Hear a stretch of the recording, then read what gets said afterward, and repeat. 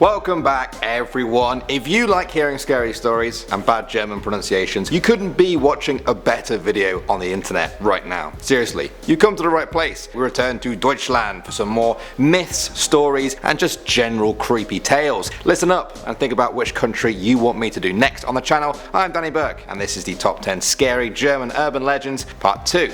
Starting off at number 10 now, we have the Wrestle von KONNERSREUTH. That's a mouthful. This is a mystery surrounding Theresa Neumann, also known as the Wrestle von KONNERSREUTH. She was born in Bavaria in 1898 and lived a life shrouded in mystery and dominated by Nazi persecution. She also built up a devout Catholic following around her who believed she was connected to God. Now she claimed to have been able to cure herself of ailments on multiple occasions throughout her life. At the age of 27, she was said to have cured herself from appendicitis, and then later on she healed herself from blindness. Then came the stigmata. Wounds began to appear on her hands and her feet in the same places where Jesus would have been nailed to on the cross. She also claimed that from the age of 25 onwards she did not eat or drink a thing. Investigators were skeptical and observed her over 15 days and they found that she did not eat anything during that time. Opinion is divided on the authenticity of her claims though. Some even believe they happened but are quite fearful of her. To this day though, she still has many adoring fans who are hoping she will one day become a saint. Next up at number 9 now, we have the White Lady. This one goes back hundreds of years ago and revolves around a girl named Anna Seidau. The King of Brandenburg, Joachim II, took her as his lover despite already having 2 wives.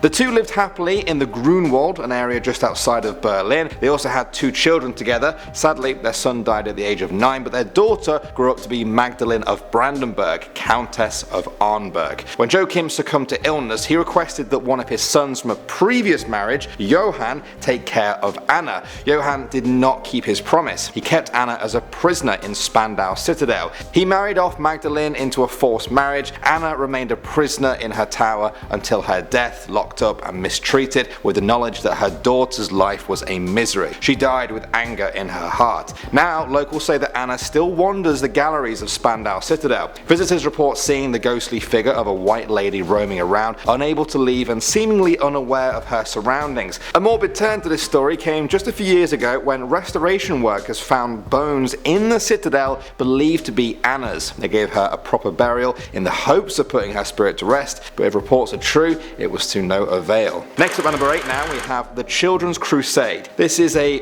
pretty creepy story from the 13th century. Legend says that a German boy was visited by Jesus. Jesus told him to lead a crusade of children to Jerusalem and peacefully convert Muslims to Christianity. He convinced 30,000 followers to join him and led them south towards the Mediterranean Sea. Now he believed the sea would part for him like Moses and they would just walk along the sea floor towards Jerusalem. The sea did not part though, and the children were captured by various groups. Some of them were sold into slavery, others died in shipwrecks, others simply died from starvation or exhaustion.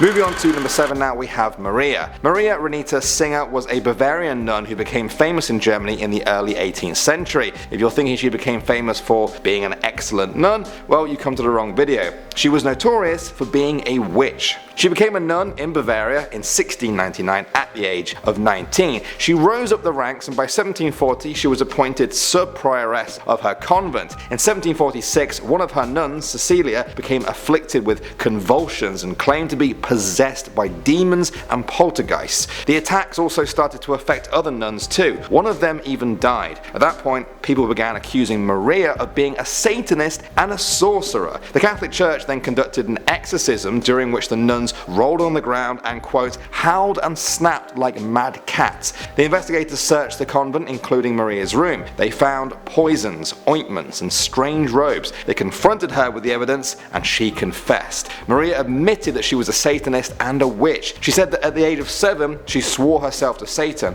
Age 12 she became a prostitute and learned magic and how to mix potions. In 1694 she was baptized at a black mass and in 1699 she had entered the nunnery to infiltrate infiltrate and corrupt them. Well, it certainly worked. She was remorseful about what she had done, but the church still found her guilty of sorcery and executed her. Next up at number 6 now, we have the HINTERKAIFECK murders. In 1922, an entire family living at the HINTERKAIFECK farm in Germany were killed by blows from a pickaxe. The parents, their widowed daughter, her children, and the housekeeper were all found dead. 4 of them in the barn and 2 of them in their beds. Here's a really creepy thing. The murderer continued to live at the farm afterwards, with the family's dead bodies just there for some time. Police knew this because the animals were still being fed, neighbours saw smoke coming from the chimney, and when they arrived to investigate, the dog was tied up outside the barn. It gets creepier. Before the murders, the family had reported hearing footsteps in the attic. They saw footsteps in the snow that led from the woods to the house, but not the other way,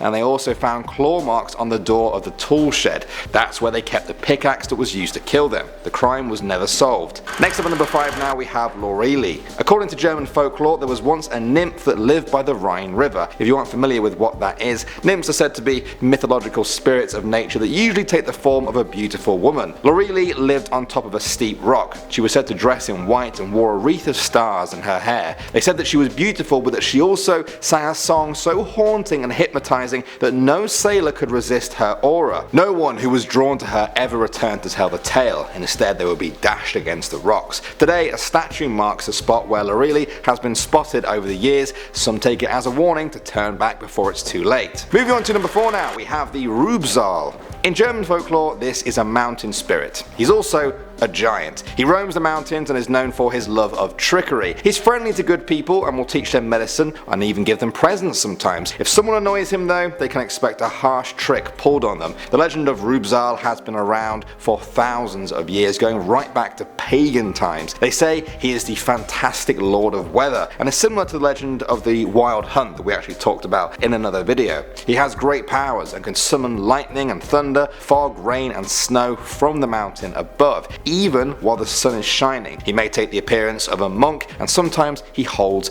a harp. I'm not sure how scary a harp is, but yeah, there you go. Moving on to number 3 now, we have King WATZMANN. As the story goes, this king once ruled the lands of southern Bavaria. He was a bloodthirsty leader with absolutely no regard for human life. Locals said he was an evil man, and they had good reason to think so. Apparently, he and his family enjoyed hunting local peasants. That's right, they rode around just killing their own people for sport. One day though, their terrors caught up to them. After slaughtering a whole family, they were cursed. The whole family was turned to stone for their sins and entombed in the Berchtesgaden mountain range. To this day, locals say the 7 peaks there are actually the 7 members of the family, forever encased in stone. Next up at number 2 now, we have the story of Princess Brunhilde. In Germany's Harz mountain range lies the Rostrap Hill. It's ancient and gnarled, sometimes difficult to climb, but those who do are awarded with an interesting sight, a hoof print in the rock on the cliff's edge.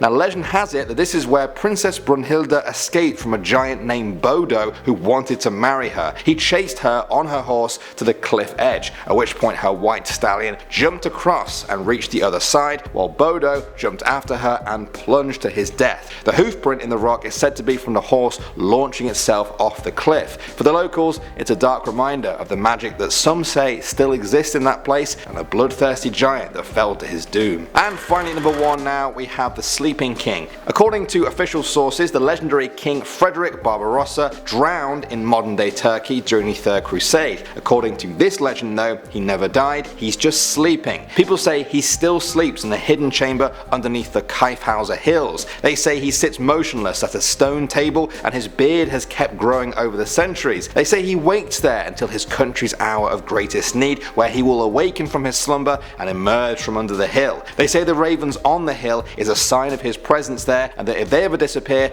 Barbarossa will be emerging very soon. Now some people might love that sight, others might be a bit disturbed at the sight of a 900-year-old undead king stumbling towards them. How do you feel? Okay Germany, I do love you, but it's time to go now. Where to though? As I was scripting this, I thought, wait, we haven't actually done Austria. Not Australia, Austria. maybe we should do that one next. I don't know. You know where to leave your opinion though. Thanks for watching. As always guys, my name is Danny Burke and I'll see you all in the next video.